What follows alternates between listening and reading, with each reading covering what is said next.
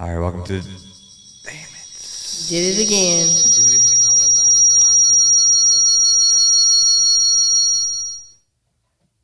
That's the one thing I always. That's the one thing I always forget to check every time we do. I always leave the speaker We have a on. special guest today. Yes, we are here with the Feral companion. Feral companion. I was going to mess up on that word. Lindsay Harmon's here. She's outside and she's on her way in, but she dropped off JJ. So go ahead and let's see JJ on Hi, the. JJ. Got something to say, JJ? Oh, Yeah, he's got a lot to say, don't you? Oh, y'all heard him talking? He's like, Yeah, here, I'll zoom in on him. DR, what type of dogs have you had in your life? I've had Shih Tzus, Yorkies, Pomeranians, a Bulldog, my favorite Husky. Mm-hmm. I think it's Husky mixed with like a wolf or like wolf family or something like that. It was very, very pretty. Hi. And I've had a toy poodle. So yeah, I've had quite a few types of dogs. Sweet. He's very sweet. Look at him. Look at that face. Hi, Oh, Shemaine, you're Shemaine, this hiding. way. Hi. Hi. See, we cute. Move the mic down a little bit. We cute. Yeah. Hi. Down more. Yeah. Say we He's cute. like, what are you doing? What is this thing? Why is it at me? Ooh, you tasty. Very tasty lady. I might have to take her home with me. Mmm. Yeah, I like that taste. Oh. Oh. Oh. Like my 5 seconds of fame. Oh. Want to see me play? Want to see me bite this? Look at me bite my Say, paw. I'm cute. I'm Oh. cute. I'm cute. What's his name? JJ. JJ. Oh, we're live. JJ. JJ, you're a star now. 15 You're a minutes of fame here. Oh. Is he holding down Hi. the fort? He is. Yeah. Yeah. He is. Everybody's quiet. Nobody knows what to say. Just admiring his cuteness. Yeah, he was just talking into the mic. Yeah, too. yeah, it was. Oh yeah, He had a making lot to some- say. Yeah. So, sorry, the mic. Yeah, it does that sometimes. The founder, Lindsay Harmon, my good friend, Lindsay Harmon, right? We're good friends. We're good friends. Yes, good friends. Good. Yes. Good. Founder. When did you find? When did I find it? Yeah. When was it founded? Yeah. Yes.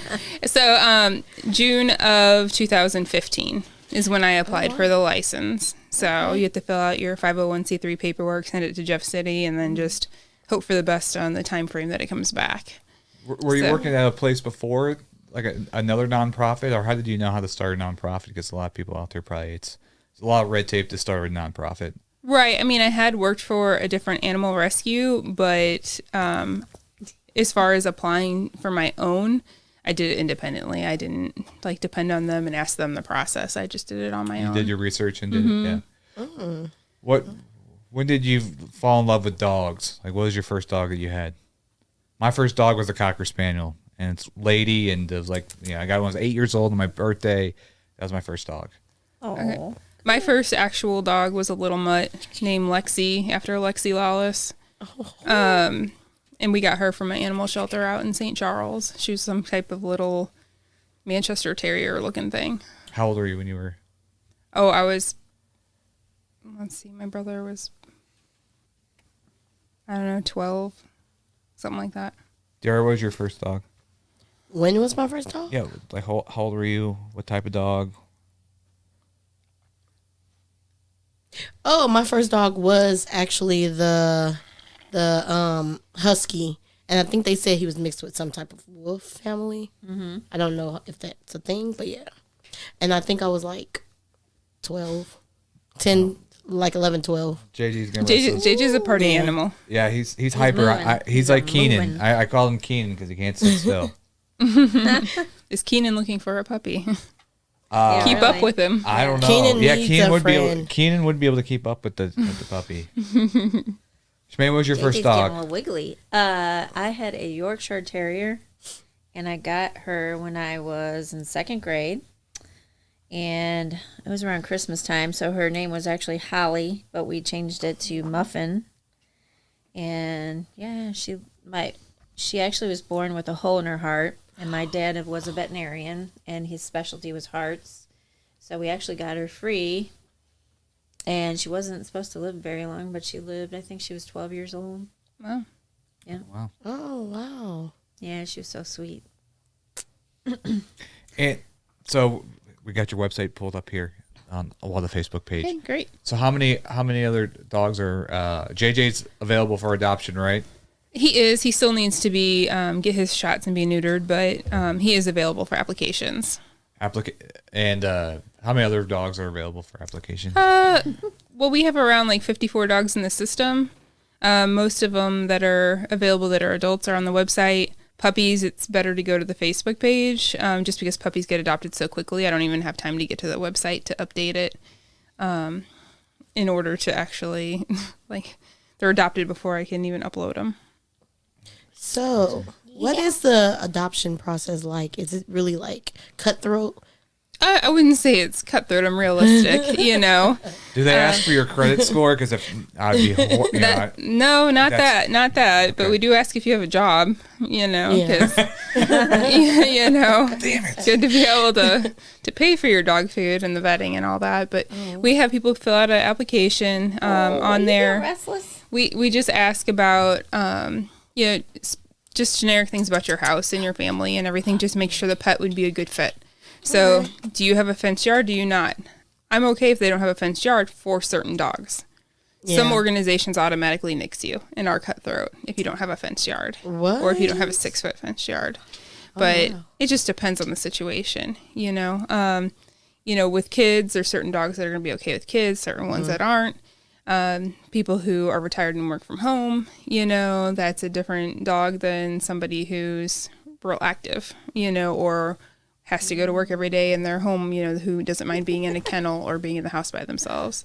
Okay. So our process is more about helping you find like a better fit rather than like cutthroat, we don't like you. It's more about, hey, maybe this pet's not for you. Let's try to find you another one, you know, and that's a better fit. Okay. Where did you get JJ from? Where some of these dogs come, you know? JJ specifically came up with 8 other dogs from a place, Kennett Animal Control in Kennett, Missouri, which is down in the Boot Heel. They get a lot of dogs down there that are ditched, repopulating, you know, dogs on farms that they don't want anymore, all that kind of stuff. So they actually do transports like every 2 weeks up to Missouri, and all different rescues will tag dogs, and they'll bring them up and we'll disperse them. Otherwise, I do rescue dogs from like across the country. So I have a lot of dogs from Georgia because I specialize in feral dogs. Mm-hmm. So I have a lot from Georgia, Louisiana, Mississippi, some from Texas.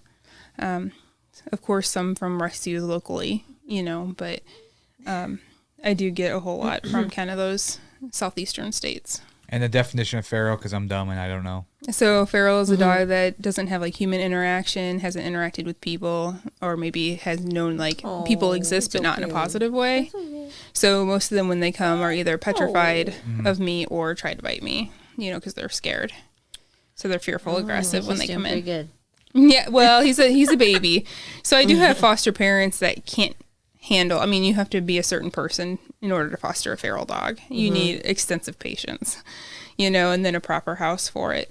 So I do have fosters that just do puppies, just do seniors or special needs dogs, that type of thing. So when there's availability, we'll definitely save other dogs too, but our primary focus is definitely the feral dogs. You say it's in your phone. Mm-hmm. What type of like therapy or training do you have to do with the dog once you rescue it to make it okay to be adopted?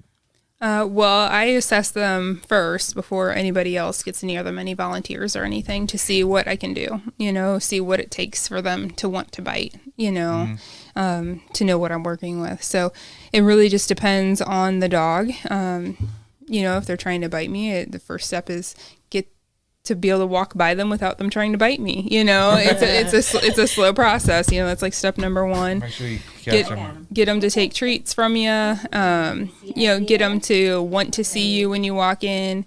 You know, and then you start getting towards the difficult stuff of, you know, walking on leash. And oddly enough, most of the feral dogs are house trained, so that's usually not too tough of a thing. But The blankets to put over 'em? everything, it's kind of like a process per dog. It's not a generic process. It's what that particular dog needs. Is it hard to let the dog go once you've spent so much time with it and you bond it with the dog? No. Well, I can't rescue anymore until they move on, you know, because You're at your limit? yeah, you know, they have to go to their forever home in order to rescue another one, you know, and I've got easily 100 dog waiting at a time, like from rescues all across the country. And I mean, I can't, you know, so I have people that wait a year for me to take their dog if they can keep them alive that long at their animal control, you know. So how many dogs do you have that you're like, man, I can't let this one go. I got to keep it. I'm in love. Oh, well, no, not like that. I have 4 personal dogs. Yeah, but did that happen where they, like, you were going to rescue them and... No, so my rescue started, 6 years ago. Oh, okay. So 2 of my dogs are 16, 1 is 11, and 1's 10. Oh, okay, so I've had them. Okay. Yeah, so I've had them for a while. But I mean, there's dogs I definitely work really hard with and bond with, you know, and really try to find that good placement for them, you know, and just make sure they're in a good spot. That'd be the hard part for me. I'd want to keep them all. Yeah. I think if you're around them long enough, you don't necessarily want to keep them all. You want to be able to.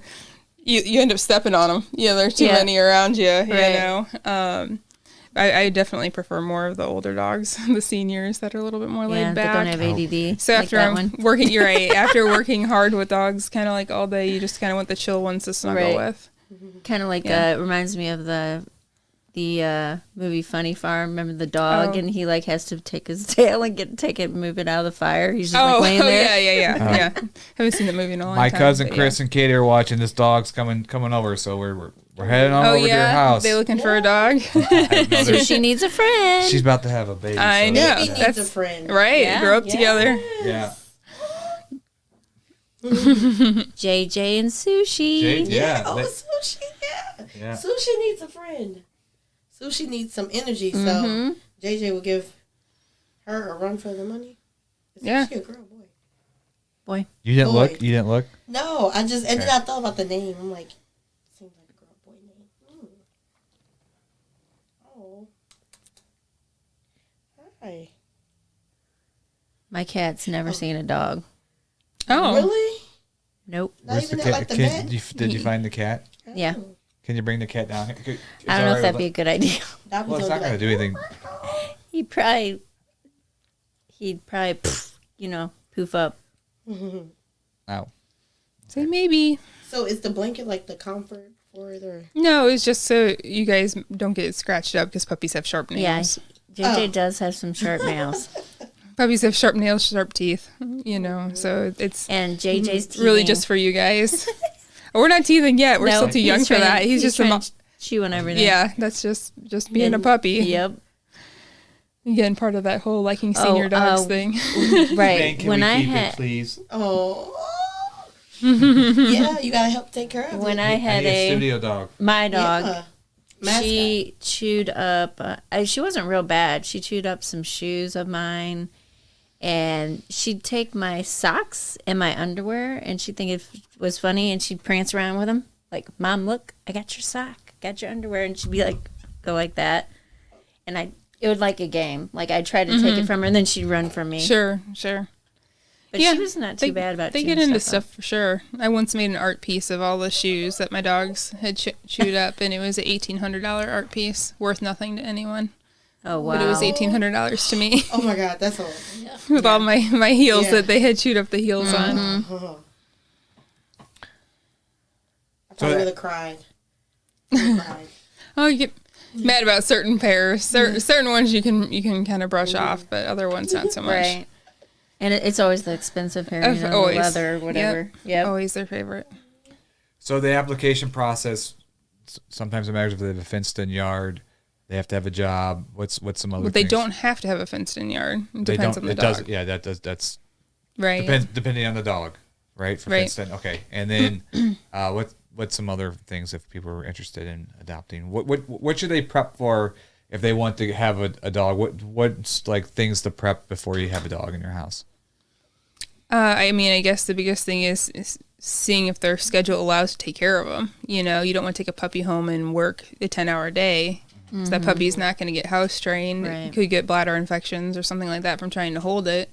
Or then you come home and you're mad because the puppy potty, where technically as a puppy, he can only hold it for an hour, you know? Right. So a big thing is just understanding of dogs. If you need to read a book on, hey, this is what I should do before I get a dog, you know, knowing that you're going to have to get up and let them out, especially a puppy. You know, puppies are going to be harder because you're letting them out in the middle of the night all night, maybe every 3 hours, you know, type thing. So like a Versus baby. It's like an a adult. baby. Really, it's like a baby. You know, you want a puppy-proof thing. So if you have kids, their toys are now the puppy's toys unless they pick them up, you know. So we've had plenty of puppies come into the vet clinic, you know, that are pooping out Barbie shoes and Legos and Really? all kinds of things, and it's quite dangerous, you know, in case they were to puncture them on their way through. But yeah, they'll swallow anything around thinking that it's something fun to chew on and play with. So, you know, if you're doing a feral dog, it's a whole different situation of what is your front door like? Are they going to run out the front door? What's your back door like? If they draw it at the back door, do you have a 6-foot fence? Do you have a short fence? You know, we don't do dog doors with the feral dogs because we don't want them outside without you.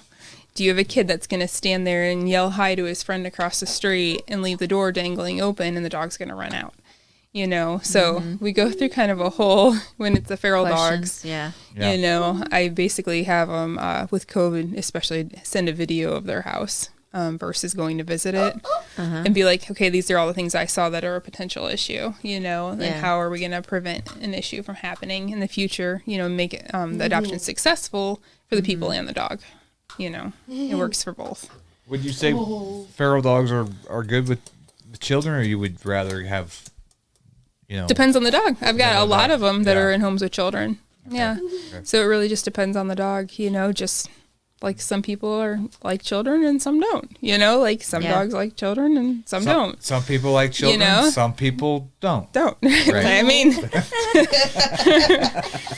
it's true though. I mean, you know, just like anything else, you know, would your cat like a bunch of like toddlers running around? No. Okay, see, it's the same thing, you know. Right. So it's really just dependent on that animal. We don't have a straightforward rule, you know, about kids or again the fences or anything like that. Other animals.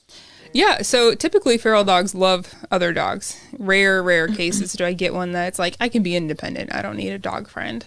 Most of them, because they're more pack animals, you know, they're kind of more like, you know, wild. They've been out there and that's how they survive, was with their pack.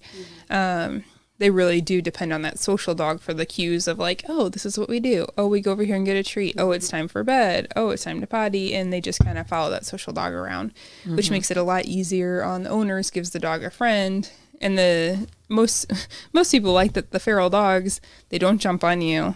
They don't like irritate you for treat. Like they're not the overly excited ones because they're like afraid to do something wrong or nervous about you. So every step they make towards like, hey, I'm going to nudge you for a little treat, people get super excited about it because that is a big accomplishment for the feral dogs, you know, versus a social dog. So it's really just teaching them that people are kind and that they'll be taken care of and, you know, they don't have to worry about things, but it definitely takes time. During the lockdown of 2020, did you notice a spike in adoptions because people were home alone and so and I didn't push the feral dogs during that time because everybody was just like amped up, I want a dog, and I was like, people are not going to think this through with a feral right now, you know. I did adopt out a couple of ferals, but I was very specific about the people who wanted those. But I did intake a lot of more social dogs, so I was adopting out about 80 dogs a month for a few months. Getting them 80 dogs? Yeah. So for I guess it would have been March, April, May of last year. Like Well, that would have been a good time to get a puppy. then you can house train the Right. puppy and stuff. Right. And we went through everything with everybody, like, hey, what's going to happen when you have your job back? When you're back at work, do you have a plan for this? Because we don't want you to return this dog when you realize you have a real schedule again, Yeah. So, fortunately, thus far, we have not had anybody out of all of those adoptions return anybody. I've had a couple email and ask for some tips about things, a training thing here and there or whatnot. But I have had a couple actually ask for a second dog to give their dog a play friend, like while they're at work. What's the percentage of people that return a dog? Because I never think people would return a dog, but I have only had maybe 7 total since I started. But I'm also very particular about, again, feral dogs, so I'm really picky about the process. I think that a lot of the places that get a lot of returns are typically ones that are more of an animal control situation where it's like, oh, we like this dog today, we're taking it home. We really don't know anything about it. And then at home they realize maybe it's got too much energy. It's not the right fit because you don't have as much of the rescue hands-on with the volunteers to give you more information. So you were mentioning your the fosters. Do you only put so many dogs with certain ones, or you'll just send 2 dogs over here because they'll be well taken care of until you can find a home? Yeah, so it's really dependent on the foster, because they're the ones taking care of them. So a lot of fosters will just take one, or I have some that will take one really feral one and one somewhat social one, so that way they have one they can bring to adoption events, or is more likely to be adopted while they're still working on the other one, just learning what it is to be in a house, Yeah. And then again, the ones that have just do puppies, they usually do 2 puppies at a time. Some of the seniors or small dog ones might do 2 at a time, but we typically don't do more than 2 in a home at a time. I mean, it is a lot of work. Yeah. And typically they have their own dogs too. Oh, he's like, I'm going to be on the table. Yeah. Are you trying to go on the table? trying to get to Lindsay. Lindsay? Oh. Maybe. Oh, once he gets on the floor, there's gonna be all kinds of fun stuff from the. Gonna do. Oh, it's so cute, his little legs. Oh, he's so tiny.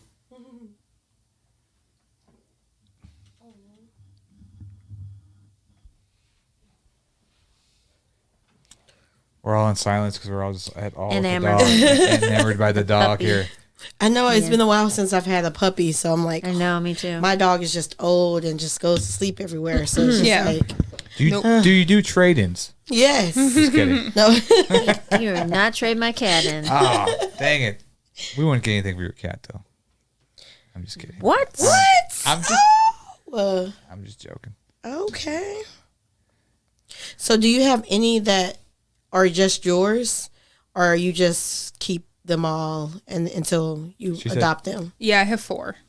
Oh. Yeah, so I have my big black lab mix, which is Sace. I have his sister, which is a blonde, smaller kind of greyhound pit lab mix, which is Ocho.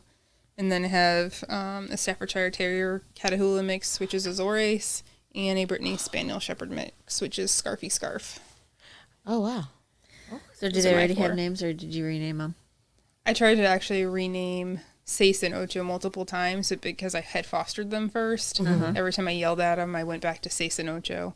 So I just call Sace Sacers and Ocho Cho, And then Azores I named after an air mass because I'm a meteorologist too. And Scarfy came with the name Scarf, and I call him Scarfy Scarf. Oh. Okay. Mm-hmm. Go ahead. Oh, your question's gonna be way better than mine. No, I was saying. So, do you have any I know you have fosters. Do you have in the volunteers? Is it a set amount of volunteers you have for each stage of puppies and older ones, or do they all just work versatile with everyone? Yeah, I mean, typically if you bring a foster home, you just foster them till adoption. So whether it's a couple weeks or a couple months, whatever it may be. But there's no limit on the amount of fosters. They would just have their own dog. We do have some that will just temp foster when people go out of town too, if their availability Mm-hmm. isn't as good. No, like the ones that's with you.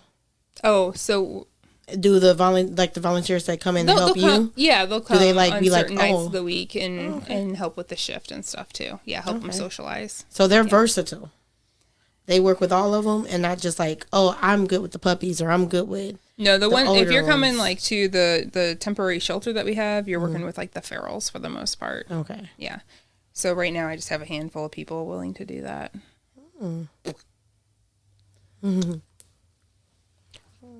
So how do you hear about the ones out of state? Like, is it like a network that you guys have? I have Or- never advertised my organization except for social media. Really? So the first time Georgia, I don't know how the first time Georgia ever found out about me, but they were the first ones.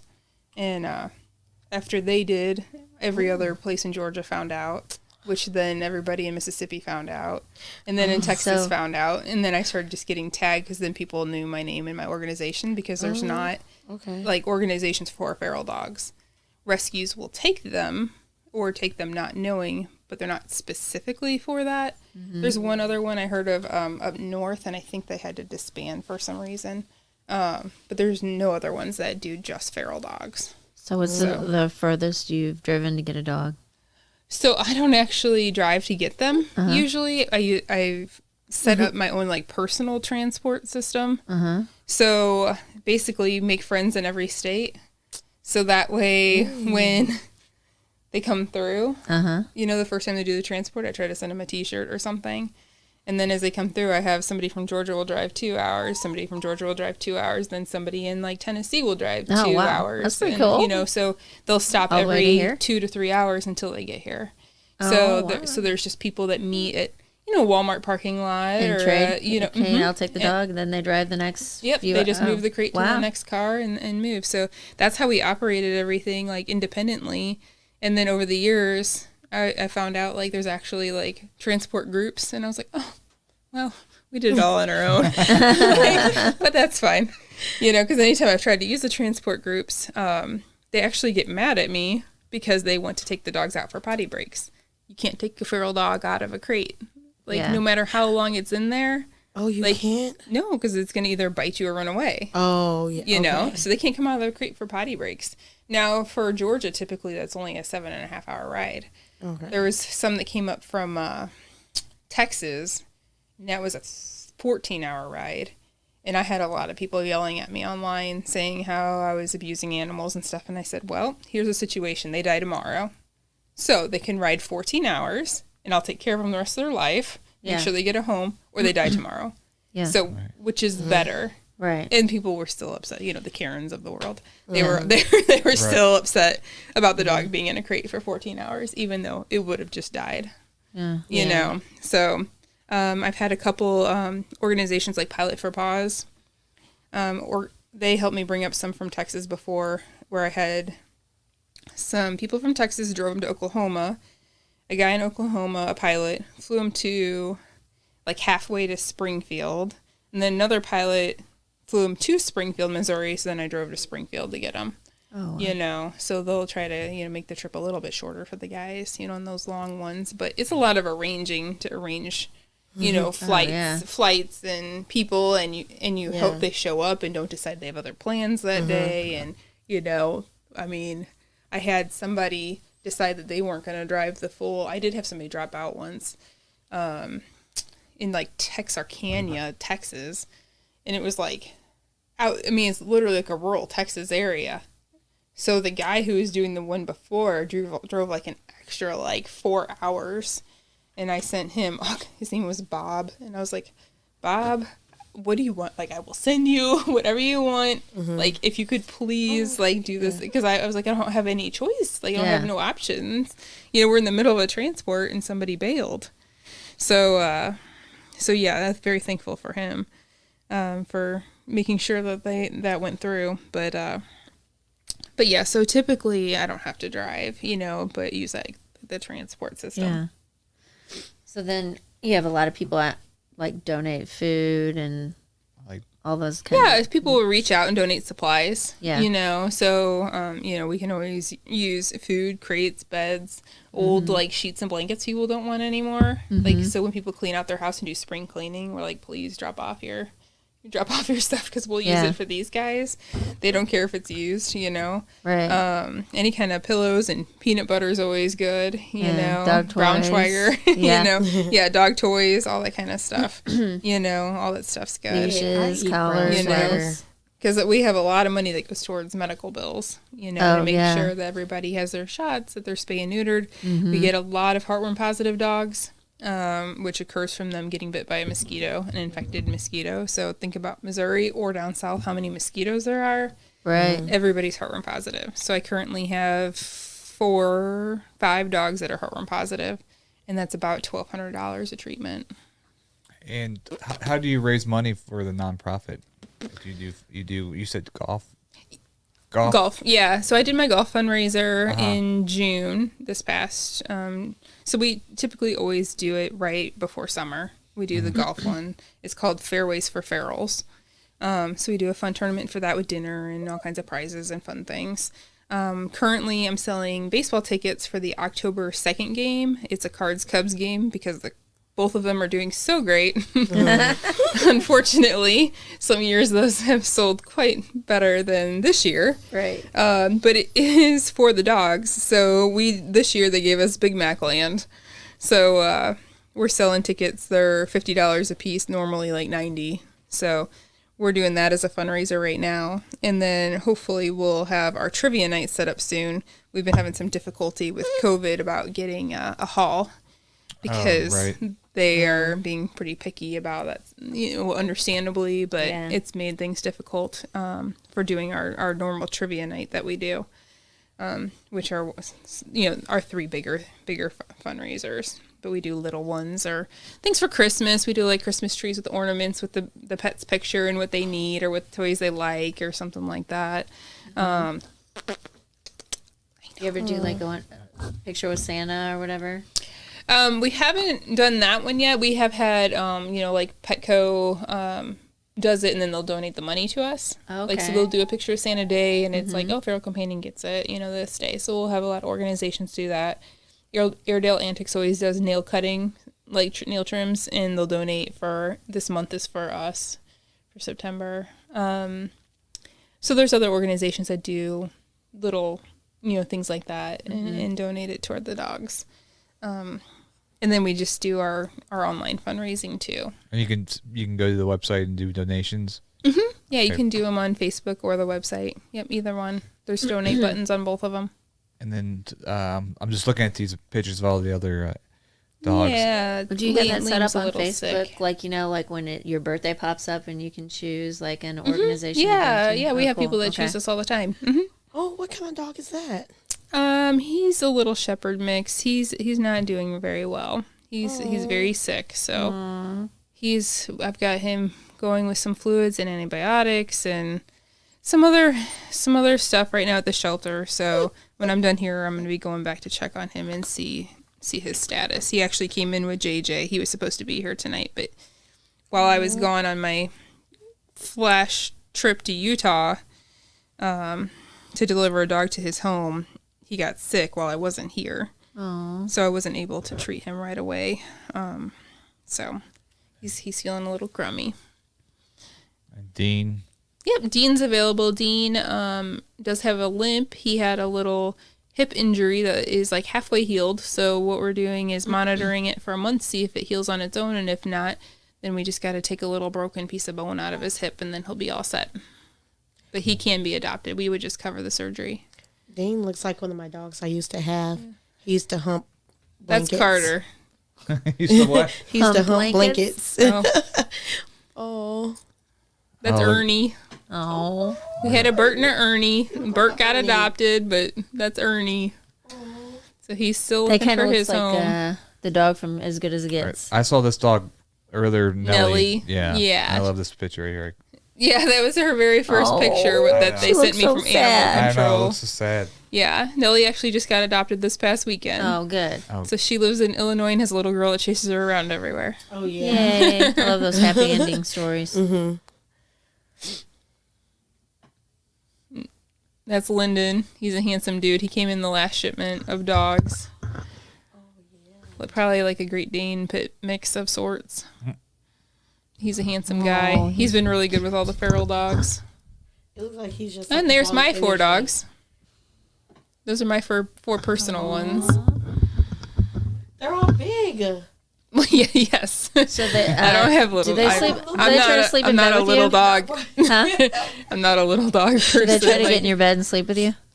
So I actually intentionally sleep by Stace because he is at his end days. Oh. So I always hang out with him at night. So Which one is that? The big black one. I see it. Yeah. So him and Ocho, the opposite diagonal corner, are actually both 16. She just is she's only 48 pounds and he's 125. So he got the big guy genes there, you know. So That's a long time. it's a little bit harder on their bodies, you know, being a big guy Yeah. versus being the smaller ones. These That's Isabella and Kaylee are the little tiny ones there. That top one, this with the next one probably is Bennett. He has a ringworm really bad. Oh, that's Fraggle. sorry, just yours awesome. Do you guys know what a Fraggle is? Because it seems like everybody. Down a Fraggle Road. I know. See, you're old. You're old enough. I know. None of my volunteers know what a Fraggle is. I was gonna say that. My but dad's just like, Kids oh, that's way. a unique name. Save See, you're it too for young. another See, you're day. too young. No. Let the music play. I've got all my volunteers are Down it. millennials that Fraggle don't Road. know any of these characters. And are these dogs available? Oh my gosh, look at these So two. Coconut is still available, the white one. Mango, the brown one, is adopted now. But Coconut's available. Yeah. Coconut. That How do gets y'all get them to take the pictures, to sit there and take pictures, the puppies? Well, the foster parent did that one. She has a farm, so she just sets them far away and makes them run up to her. That's Indy. He's available. Really? He's beautiful. Yep. He's a cutie. What kind of dog is he? A husky. Yeah. Yeah. They're all cute. I love my huskies. Me too. I always wanted a Siberian Husky. Yeah. So if anybody's watching and it was interested in what we just saw, so you can contact Lindsay through this website here and fill out the application. Yep. And it doesn't. I mean, the cost was. I mean, what's processing fees? Any type of. So the adoption fee for adults is $150, and for puppies it's $250, and that's to help cover their medical costs. Okay, yeah. What's some of the medical things that need to be done? I don't. Well, there's spay and neuters. Just that in itself already costs more than $250. Oh, And their okay. shots. So yeah, their And their shots. deworming. And I always make sure they leave with a microchip. Yeah, and they get dewormed. yes. And then like I've got Dean who might need hip surgery. You know, I have neurological dogs that need seizure medications. You know, the ringworm guy, he needs special medication to get rid of his ringworm. So they come in and they need excess things, you know. So that's part of doing like the special needs stuff, having to buy wheelchairs, you know, for dogs that have legs that are paralyzed or amputating legs or whatever we need to do, you know, so they have their best life. But it gets expensive really fast. Yeah. I bet. Yep. I have A lot of one, and responsibility to have a dog, so it's Yes, nice. it is. That's why I don't have one yet. But one day. You know, I have a lot of dogs that love cats. Very, Yes. very Yeah. cat friendly. Yeah. I would But love would to the cat love the dog? That's the question. Well, I think as long as it's the right dog, they'll yeah. get used to it. Like at first, they're gonna probably be like, "What is this?" Well, maybe like a But puppy then- could be a little annoying, you Yeah. know, but Like, with play a, with me, with play a with me, chill play with dog, me. you know. Because I had an older cat and he did not like my dog. I mean, you almost got this one. I mean, Yeah. you know the rules is like you break it, you buy it. Yeah. Ow. You know, Yeah. Yeah. this one was almost yours. Yeah. See, Almost Beautiful. is, you mean? It was he almost looks Matt. just like Matt too. So they What are you always trying to say, say here? they always say the dog looks like their owner. The dog's cute. I don't think I'm cute over here. Okay, never mind. But you're right. He can't Yeah. sit still like Matt. Yeah. Yeah. See. You got the ADD thing relating. Yeah. Yes, I do. Yeah, I can see that. The personalities are the same. So But All right. that's with any puppy, I guess. So. I'd love for a cat to see it, but from far away, I guess. See with the cat, but Well, he'd have to Has come down. Dobby seen him? No, he'd have to come down here on his own though, because if I picked him up and brought him down here, he wouldn't be happy. He'd be looking like well, a babe. that's fine. I already know something's up. All right. Well, thank you so much for coming. Yeah. on this Nope. holiday Say thanks for weekend. having us. So, all right. Check out the Daily Dirt with Dustin Dix every day at 7 o'clock on YouTube and like the Irish United Network on Facebook. And thank you for watching.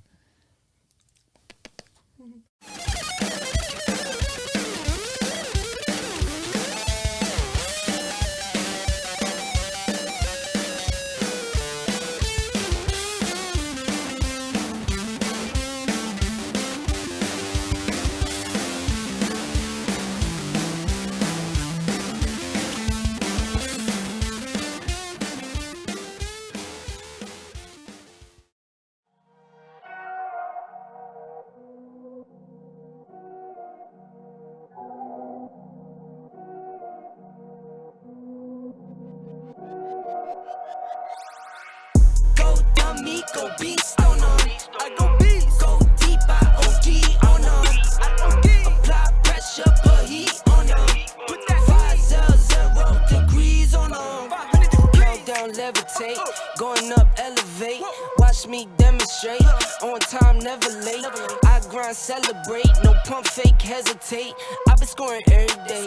Champagne Perrier. Since 9-3, been in the box now. Stepping up to home. Like straight out the sandlot. Now I'm plotting on the